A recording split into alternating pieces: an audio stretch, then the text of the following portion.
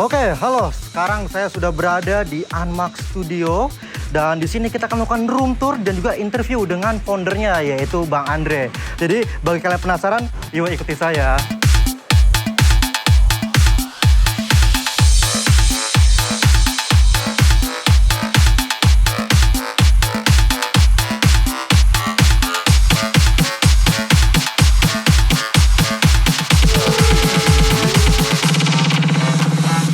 Sekarang saya sudah ada di dalam studio Unmax dan sekarang samping saya ini ada foundernya Bang Andre. Gimana kabarnya? Baik.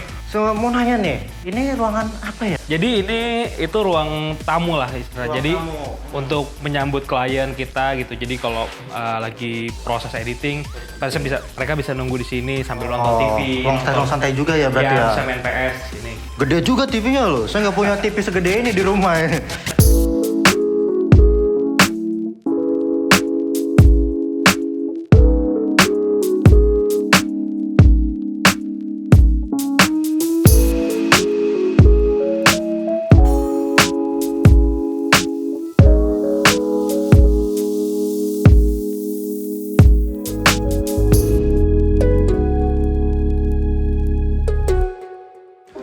Oke, sekarang kita sudah berada di ruang 3D, tempat di mana mulainya sebuah keajaiban ya.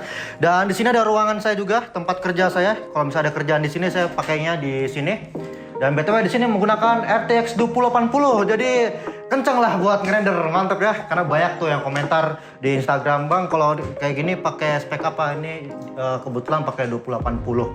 Nah, sekarang ayo kita ngobrol bersama Bang Andre yuk. Di sini kan sering ngedit iklan-iklan lah, seringnya kayak gitu ya. Dan kebetulan kemarin pas buat Q&A di Instagram, itu dia nanya dari Sodikin_2909, pertanyaannya adalah bagaimana peran visual effects di dunia periklanan gitu? Bagaimana sih peran visual effects itu?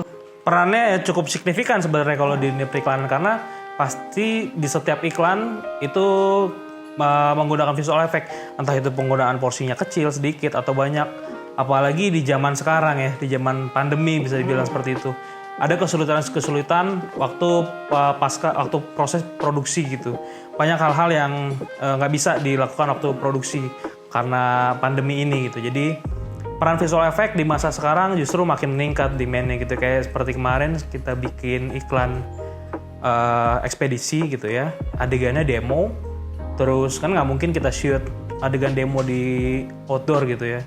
Jadi akhirnya kita shoot adegan demo itu di studio, kita set jalanan, backgroundnya kita kasih green screen, lalu kita replace jadi kota. Ya jadi memang peran visual effect makin kesini makin ya dibutuhkan lah. Makin kesini makin dibutuhkan ya, apalagi berarti pandemi. Berarti pandemi itu bagi visual effects sangat menguntungkan atau gimana tuh? Bukan menguntungkan ya, tapi menjadi lebih terpacu aja gitu. Peran-peran visual effect karena lebih digunakan gitu. Banyak produksi yang membutuhkan itu 3D, apalagi 3D animasi karena ya itu tadi balik lagi nggak banyak proses produksi jadi agak kesulitan. Lalu bagaimana tuh waktu ketika awal mula pandemi itu muncul di awal tahun 2020? Sebenarnya itu agak berat juga tuh waktu pada saat itu. Jadi kalau di sini saya memang semua dari produksi, dari PH, dari post, semua job pasti nggak ada selama kurang lebih 2 bulan. 2 bulan lama banget ya. Kita di sini akhirnya daripada ngapain, akhirnya kita bikin karya aja. Kita bikin film animasi. Film bisa ditonton di YouTube. Iya, bisa tonton di YouTube-nya Unmax ya. Silakan. Judulnya Home. Judulnya Home.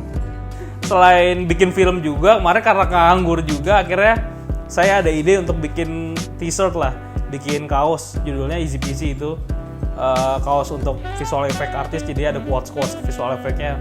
Banyak teman-teman dari visual effect juga yang tertarik beli, lumayan laku, tapi akhir-akhir ini udah nggak progres lagi karena udah sibuk lagi, udah balik lagi. Termasuk saya yang pernah endorsein bajunya Easy Peasy.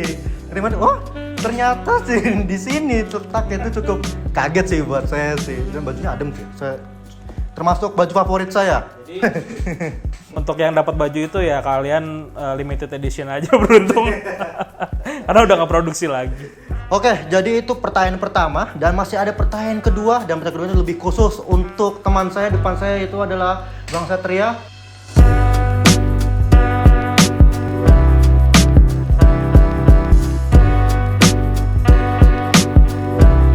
pertanyaannya ini dari Dendi Arwana, sorry. Nah, pertanyaannya adalah gimana kalau workflow jika ada artis berbeda-beda kayak software 3ds Max, Blender, tapi harus kerjasama. Gimana tuh caranya tuh? Monggo dijawab. Jadi kalau untuk bidang environment, kalau dia berbeda-beda, contoh saya mendapat model dari Blender, apa yang saya lakukan pertama kali orang Blender itu kan mengekspor model 3D-nya ke FBX ke saya di Maya, nanti bisa dibaca.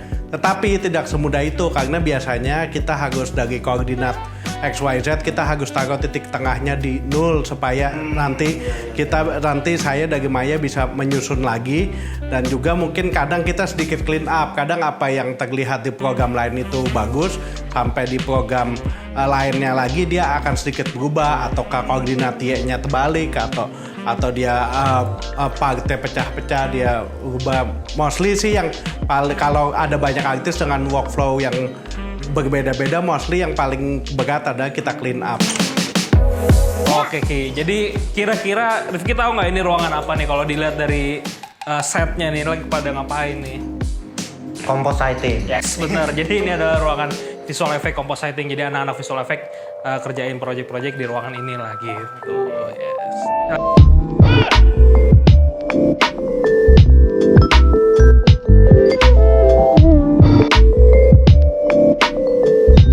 Dari Rituan 12. Bagaimana cara menguasai visual effects dengan otodidak, Bang?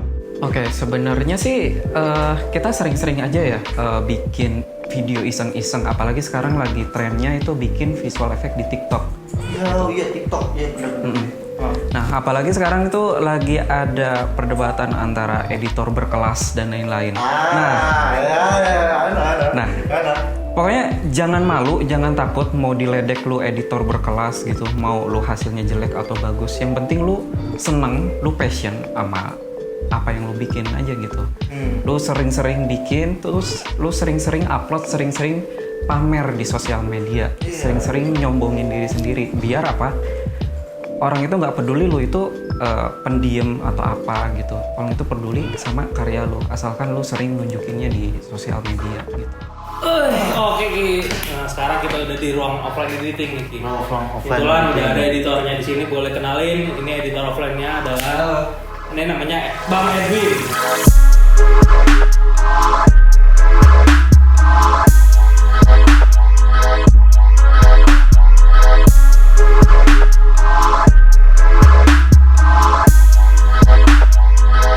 Bagaimana sih peran offline itu di dunia periklanan itu?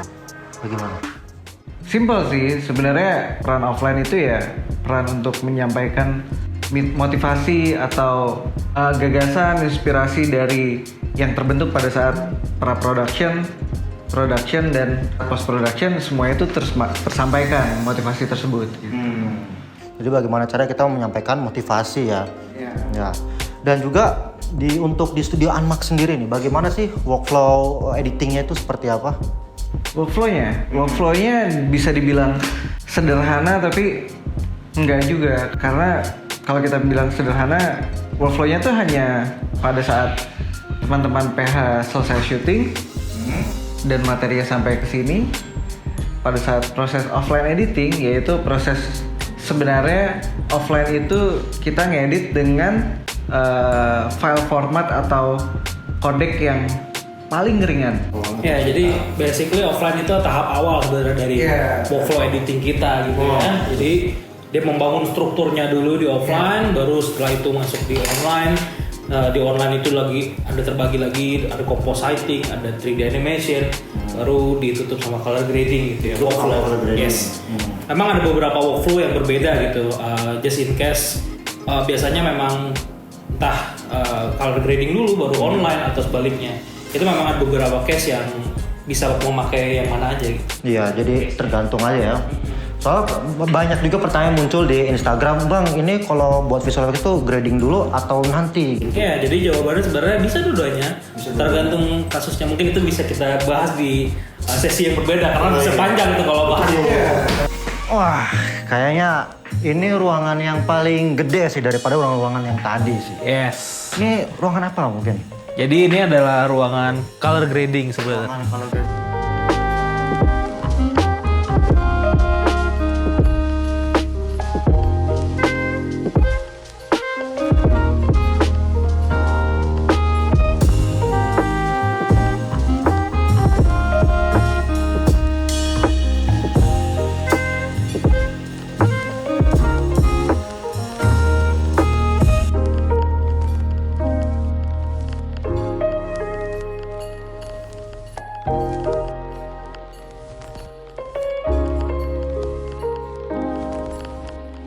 ruangan color grading. Ya, tapi kita sering juga pakai untuk ruangan present karena ruangan paling besar di sini.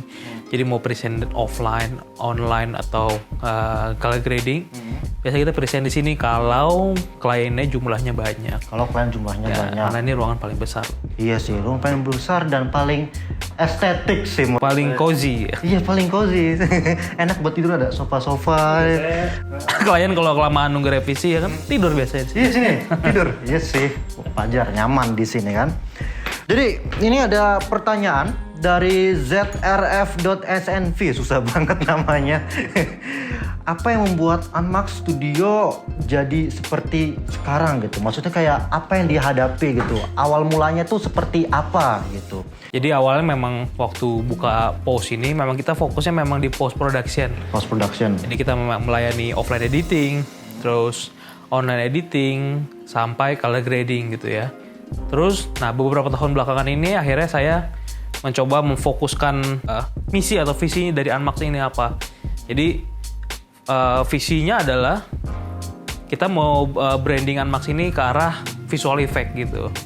Nah, misinya kita pertama bikin konten-konten visual effect, terus juga kita mulai rebranding lagi Unmax ini sebagai post dengan kapasitas visual effect-nya gitu. Terus juga kita update breakdown 3D visual effect-nya. Akhirnya kita mengarahnya ke arah sana gitu. Sebelum Unmax ini berdiri ya, kenapa sih alasannya memilih untuk visual effects itu? Karena beberapa studio kan kayak lebih ke color grading aja gitu. Atau kenapa milih visual effects? Alasannya apa? Pertama karena memang basicnya saya itu berangkatnya dari sana gitu, dari kompositor, terus juga saya basicnya anak memang terjun di dunia 3D waktu itu. Cuman waktu pertama kali buka pos ini, memang kita belum menuju ke sana karena memang SDM-nya juga belum ada waktu itu kan. Kalau sekarang kan udah ada teman-teman 3D, terus ada kompositornya juga udah banyak, terus ada Rifki juga bantuin di sini ya kan. Makasih. Iya. Kita semakin percaya diri lah untuk menuju ke arah situ gitu. Sebenarnya sebelum itu basically kenapa saya terjun di visual effect ini rahasia. Alasannya karena dulu saya memang main sulap sih gitu. Oh, Jadi main sulap. Terus ngelihat pesulap-pesulap kok bisa bikin gini. Akhirnya waktu itu saya bikin di visual effect gitu. Pakai visual effect. Soalnya banyak juga yang nanya di Instagram, Bang, kalau belajar visual effect ini harus belajar gambar dulu nggak sih? Gitu. Enggak kan, ini pesulap dulunya, pesulap. Walaupun cita-cita saya nggak kesampaian jadi pesulap ya, akhirnya kecapean jadi pesulap digital gitu. Masih sama gitu. Lalu untuk urusan visual effects ini kan terkadang banyak cekcok lah antara kita sebagai artis dan juga klien gitu. Kayak klien ingin seperti ini, tapi kita sebagai artis juga punya idealis sendiri gitu beberapa. Itu gimana tuh caranya supaya mengcompare antara keinginan klien dan juga idealisme? Kadang berupa artis kan juga ada yang idealis. Gimana tuh? Itu pertanyaan bagus sih sebenarnya. Karena pastinya sebagai kreator, kita bisa bilang kreator juga gitu ya. Ada rasa ingin memberikan yang terbaik gitu. Show off seidealis mungkin apa yang kita inginkan gitu. Cuman kan kita di sini terjunnya di industri iklan gitu, bukan di industri film. Berbeda kalau misalnya kita terjunnya di industri film. Di industri film itu lebih ke ya kita berkarya bersama-sama antara sutradara, visual effect artist dan sebagainya gitu. Kalau di iklan kita nggak bisa. Kita ada beberapa step lah. Ada director, ada agency, ada juga klien. Nah, di mana masing-masing itu memiliki perspektif yang berbeda-beda. Ada beberapa case juga yang kliennya memang tidak sepaham sama kita, tapi ya udah kita harus mengikuti aja maunya klien. Nah, tapi kita sebenarnya bisa juga bikin outputnya dalam versi kita. Biasanya disebut itu director's cut. Director's cut. Iklan juga punya director's cut gitu. Iya. Nah, terus nih di zaman-zaman masa pandemi ini ya kan, ada nggak sih perubahan yang terjadi dalam visual effects? Contohnya ketika produksinya seperti ini dan itu akan berdampak kepada post productionnya gitu. Ada nggak sih perbedaan antara sebelum dan sudah pandemi ini? Mungkin lebih ke post production ya, general ya, nggak cuma visual effect. Nah, perbedaannya zaman pandemi ini klien agensi, director segala macam ya. Mereka kan nggak datang ya, mereka preview via Zoom. Nah, banyak kendala di situ. Biasanya kendalanya adalah masalah waktu. Kita harus nunggu mereka komen. Terus akhirnya nggak jadi disiplin gitu kan merekanya. Waktunya ngaret, kita akhirnya banyak membuang-buang waktu buat nunggu, belum lagi revisi. Dan yang paling masalah adalah biasanya masalahnya di warna sih. Karena monitor yang dipakai sama mereka itu kita nggak tahu mereka preview hasilnya pakai apa. Biasanya kendalanya di situ sih. Makanya kita bagaimanapun kondisinya prefer tetap klien itu datang ke pos. Menarik sih. Dan juga selain pandemi yang berkembang ya nggak kunjung kelar, teknologi pun ikut berkembang. Ya nggak. Sekarang anggap ada AI, machine learning gitu kan. Contohnya kayak ada sebuah foto potret dan bisa kita relighting, atau ada AI yang bisa buat matte painting gitu. Nah, gimana tanggapan Bang Andre ke depannya itu? Apakah kita sebagai seorang visual effects artist akan merasa takut atau justru sebaliknya? Coba. Menurut saya sih justru malah sebaliknya ya.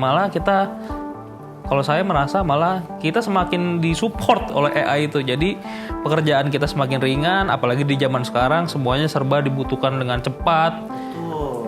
Itu yang dimauin klien zaman sekarang, semuanya serba cepat dan quality tetap bagus. Gimana caranya? Nah, dengan teknologi itu bisa mensupport departemen apapun ya, nggak cuma visual effect, color grading, mungkin offline editing pun udah didukung sama AI gitu. Sesimpel ini aja sih, sesimpel kalau kita lihat sekarang teman-teman di Instagram, di YouTube gitu ya, banyak kreator-kreator muda yang baru umur 17 tahun, 18 tahun udah punya karya yang oke, udah jago-jago. Bentar di zaman saya dulu itu harus ke Gramedia, cari buku, beli DVD gitu ya, nonton. Baru zaman sekarang udah semuanya udah gampang banget sih, semuanya udah bisa ditemuin di internet. Tuh, jadi nggak ada kata nggak bisa untuk belajar. Soalnya masih banyak gitu, bang, tutor bang. Gimana zaman dulu ya? Harus ke Gramedia, nyari buku, nonton DVD. Iya sih. Dan ngulik-ngulik sih, kalau zaman dulu lebih ke ngulik. Kita mau bikin apa? Karena kan dulu nggak kebayang. Referensinya ya film. Referensinya nggak di YouTube zaman dulu. Referensinya film, kita nonton film Hollywood misalkan gitu, kita mau, wah ini efeknya keren nih, gimana cara bikinnya ya? Ya kita kulik seadanya sampai dapat akhirnya, gini ternyata caranya. Gitu. Nah itu juga tuh, tips untuk sebagai pemula bisa sering ngulik-ngulik supaya juga bisa mengasah skillnya. Oke, mungkin untuk pesan terakhir nih, mungkin bisa kasih semangat kepada kreator muda ya, pesan-pesan ya bagi yang baru belajar, monggo. Pesannya sih, saya selalu mengatakan hal ini kepada teman-teman ya. Saya jangan pernah berhenti berkarya gitu. Dan ketika kita berkarya, kita harus totalitas dalam berkarya gitu. Dan yang terakhir, jangan pernah malu untuk membagikan karya kamu. Sejelek apapun karya kamu, yaitu karya yang kamu buat gitu. Dan orang harus tonton. Kalau kamu dari karya yang jelek aja kamu udah nggak mau share ke orang-orang, gimana kamu mau meningkat? Karena di situ kita bisa mendapat masukan dari orang lain juga kayak gitu. Oke, mungkin segitu dulu lah perbincangan kita ya. Udah muter-muter studio, udah menjawab pertanyaan teman-teman yang udah ada masuk di Instagram saya. Jadi terima kasih Bang Andre. Terima kasih Rifki ya, atas waktunya udah main kesini. Oh iya, nanti saya main lagi ya. Karena kamu masih ada kerjaan di dalam ya. Oh iya, sebelum revisi. Oke, jadi mungkin sih dulu untuk video kali ini. Semoga bermanfaat ya. Sampai jumpa di video berikutnya. Bye-bye.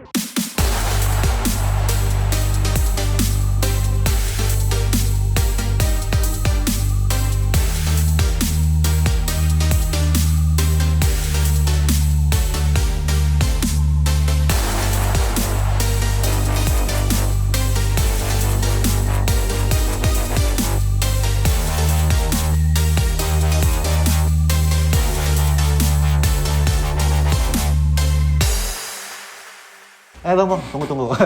Ketinggalan satu pertanyaan lagi. Ini spesial nih. Oke. Dari Mas Gaga. Ini saya pernah magang. Oh, Mas Gaga Nugraha ya? Iya. Oke, halo Mas. Yang ngedit Wiro Sableng. Nah, ini pertanyaannya cukup menarik ya. Pertanyaannya adalah, Bang Andre, rambutnya jadi putih itu gara-gara kebanyakan ngekompos visual effects bukan ya? Kayaknya iya ya.